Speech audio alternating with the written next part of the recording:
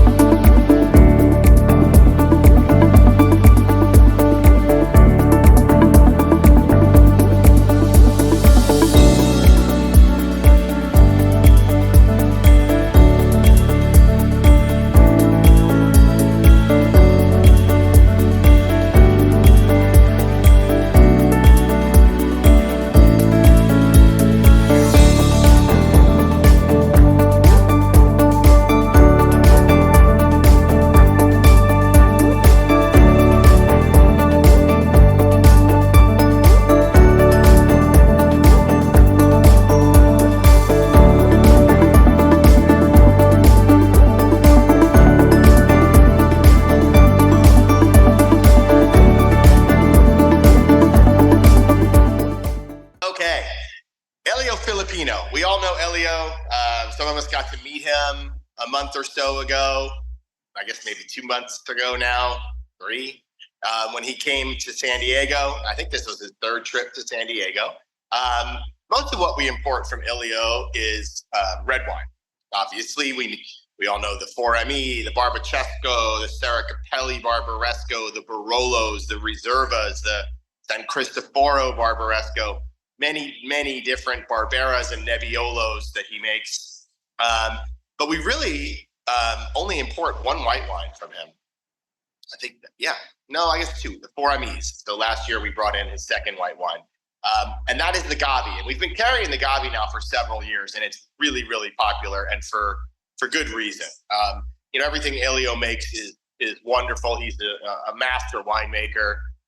His attention to detail, I've talked about this before, is second to none as far as I'm concerned. From all the suppliers and winemakers that I've met over the years, this guy is as focused and as detail-oriented as anyone I've ever met. He's a one-man show. I'm going to hold on, there's Danielle. Let me let her in. He's kind of a one-man show. What I mean by that is he's the winemaker. He's the owner. He's also his own vineyard manager. And he also pretty much runs his own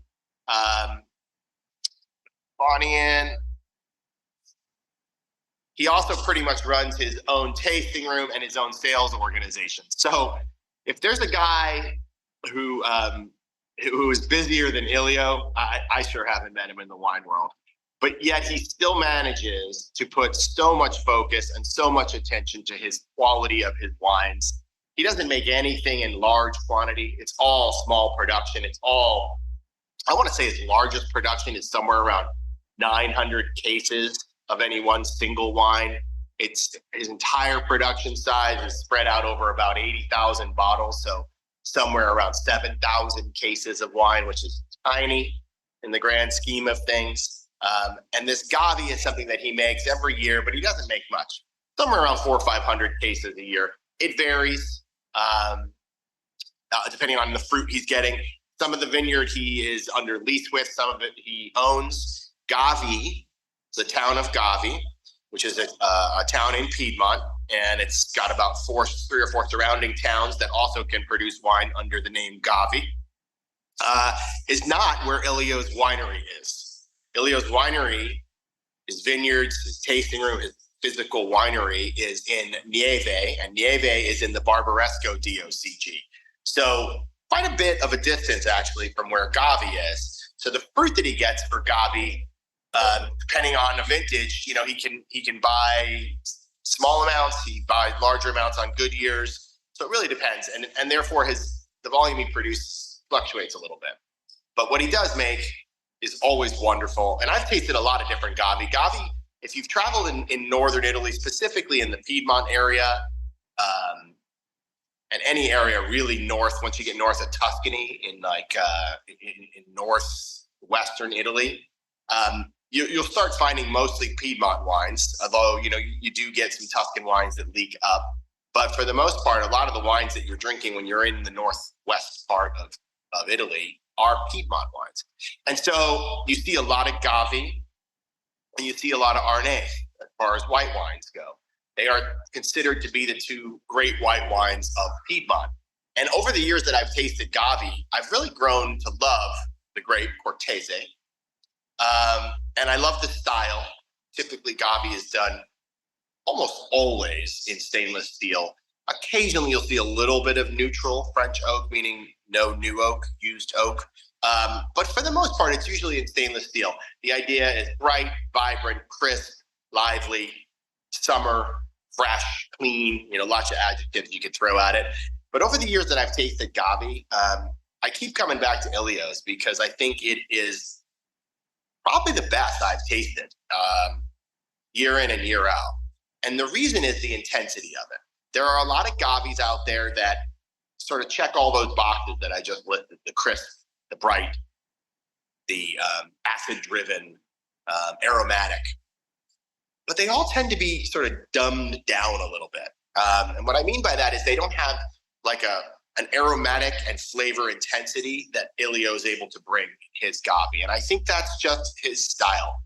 We've called him the Nebbiolo whisperer for years because of his ability to coax more flavor and aromatics out of Nebbiolo. Well, whatever he's doing, whatever techniques he's using, I think it has a combination of vineyard management, meaning he knows exactly when to pick the fruit, but also then the winemaking. He really does bring out intensity and powerful flavors and aromas in all of his wines. And his Cortese grapes that he gets in the village of Gavi are no exception to that. So the story of Elio, of course, is like I said, he's the one-man show. He's the small producer that has his hands on everything as far as his wines go. And then when we get the Gavi in, and I love that we have Gavi in June right now. We've had it for a few months. In fact, I don't think there's anybody out there as far as the sales staff who hasn't sold Gavi. So releasing Gavi today is really the official release. If there's ever been a wine that we need the word official on our release form, it's Gavi, because everyone has been selling this wine, tasting this wine. We've been pouring it in the tasting room here for, I want to say this is the third month now. So I think it started on the list in April, and it's been April, May, and now June on our tasting list here at the tasting room. And it's incredibly popular. People love this wine. You come in on a warm day and you start your tasting off with Gavi, or your second taste is Gavi. It's hard not to fall in love with. So Cortese is the grape. It's native to Piedmont. It's native specifically to the area around Gavi. This is a grape that I have not seen grown in California. If anybody else has, please do share it with me, because I'm always interested in hearing, how the international grapes that we've known for years and through our suppliers start to sort of leak into California wineries. And it's not unusual. It's really California wineries, were built on mimicking the Bordeaux wine industry. But you had so many Italian immigrants as well in the 1800s who moved up to the Sonoma area, Napa Sonoma area, as well as Lake County area, El Dorado Hills, taking some of their native Italian grapes with them too. So everything that California does in some way is emulating an old world wine and an old world region. But I have yet to see Cortese taken from Piedmont and grown in California. And I don't know why. I really don't. I have no clue, because I've seen so many other grapes. I've seen Arnay, which is something I hadn't seen, 18, 20 years ago when I first started tasting Arnay in Italy. I hadn't seen it in California. I've seen it now in California. There's examples all over the wine world. Albarino, for example, a grape that really got very, very popular from the coast of Spain, northwest coast of Spain. I see Albarino now grown in lots of different places. Santa Barbara County actually has some really good Albarino that I've tasted over the years. But I have yet to see Cortese. And so I'm interested to see if Cortese is a grape that makes it across the pond and starts being planted and grown and making wine successfully with Cortese. I don't see why not. I don't think it's one of those grapes that is so site specific to the Piedmont area that it couldn't translate well in California. So maybe it's just a matter of time before you start seeing California Gavi, Cortese grown in California. Be cool, because I think it'll be interesting to taste. But when it comes from this area of Italy, it tends to fall into a certain category of aromatics and flavors, and this one really hits all those boxes. So on the nose, each vintage, I always get a definite floral note to it. I wrote acacia flowers only because I know what acacia flowers smell like, because I used to have an acacia flower bush outside of my house. And it definitely has that. It has sort of a chalky minerality to it as well. Some herbal notes now that I'm really getting into this morning. God, I love drinking wine this time of morning. I'm smelling the wine at 9 a.m. when your palate is so fresh, because you really do pick up things. I'm getting a little fennel right now on this wine that I hadn't picked up, and I didn't write on the pitch, but I'm definitely getting a little bit of it. Yeah, no question about it, fennel. Beautiful. And then peaches and pears and some citrus notes to the wine, honeydew, all supported by beautiful, buoyant acidity.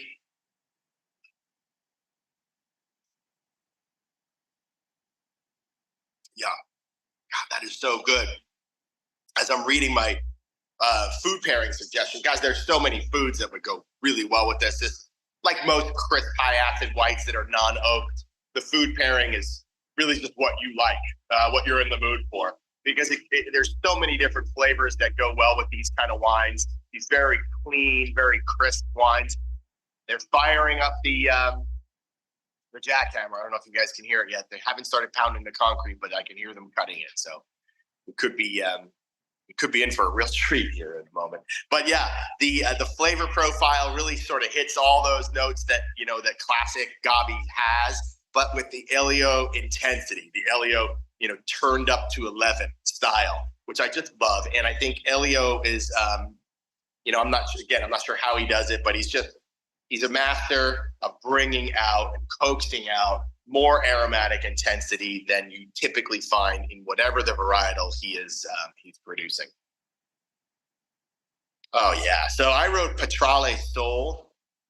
I do like a good Dover or Petrale Sole.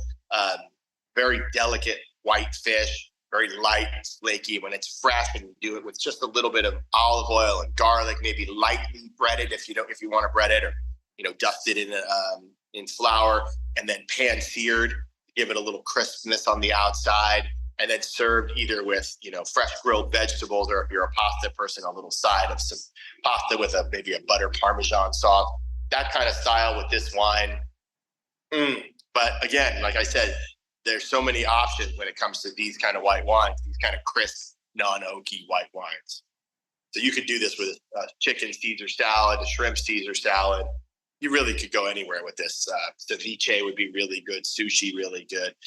God, I love this wine. So we've had, I don't know how many now, events where we've poured this wine, whether they're private tastings or, larger format food and wine type festivals where we've poured the Gavi at.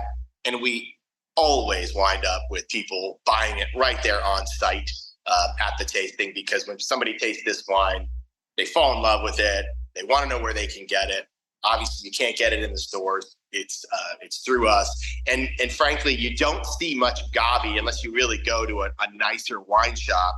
And when you do, you tend to find, like I said, that kind of dumbed down version of Gavi, where it's still tasty and it's still good, nothing offensive about it, but just not as intense, not as powerful and sort of, bold as Elio makes his. So I love this wine. If you can't tell, we only have, unfortunately, about 45 cases of this wine left. We started with 100.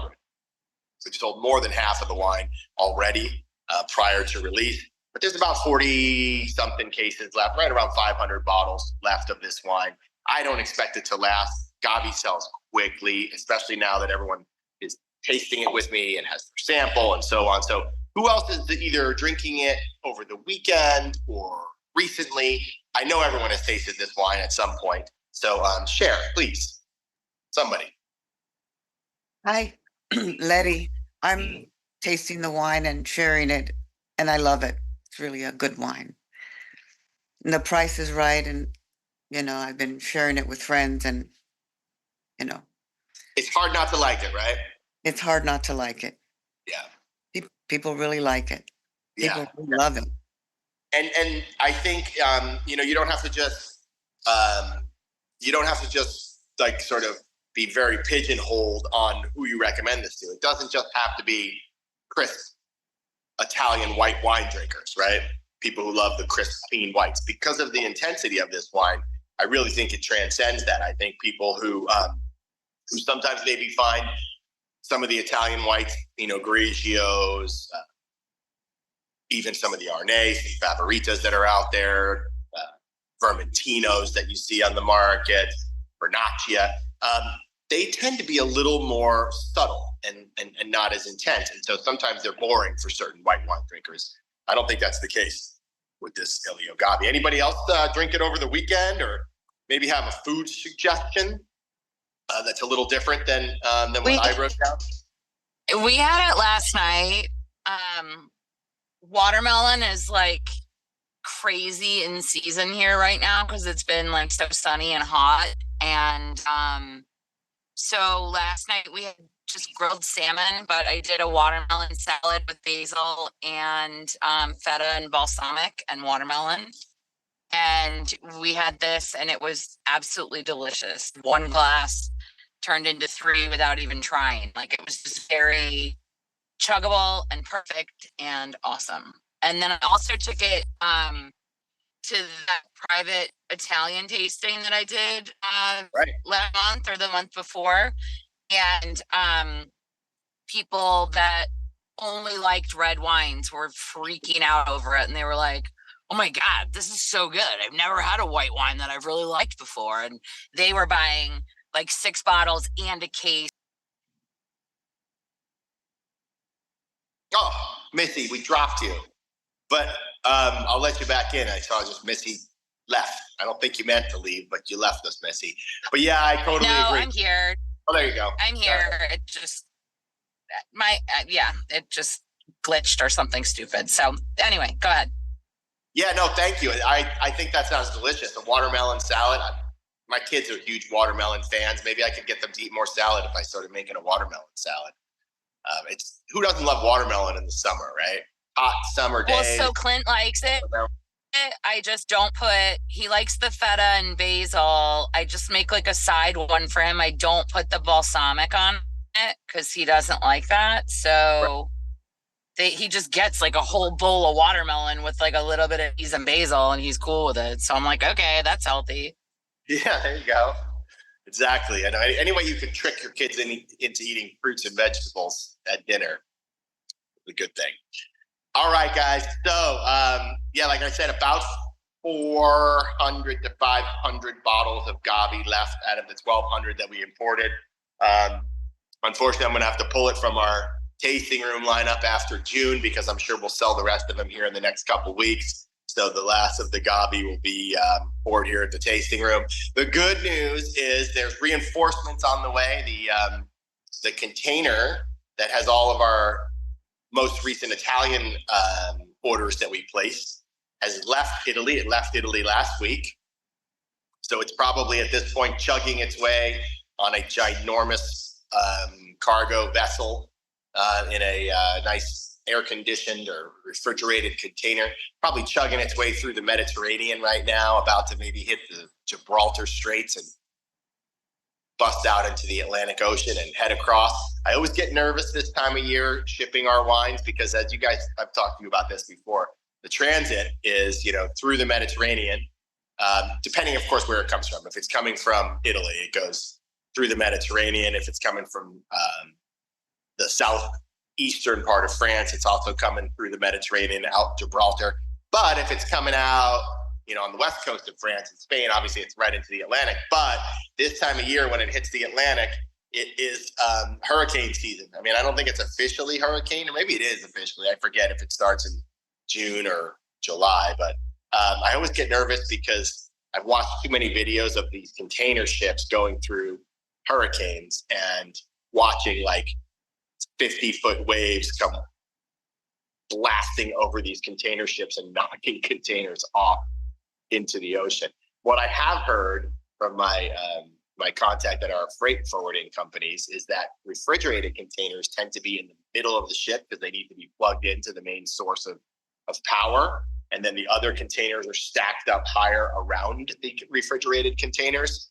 So knock on wood, hopefully our refrigeration technique is not only good for the wine, but maybe protects it in these transatlantic journeys. But I always get nervous this time of year. I watch the Weather Channel and see like a hurricane brewing off the coast. And I'm like, oh gosh, right as our container's heading across the Atlantic, we've got this ginormous hurricane and it's running right into it. You don't even want to watch. I would advise not watching container ship disasters. But anyway, so I will end my Gavi description and presentation with that, and enjoy selling it, enjoy drinking it.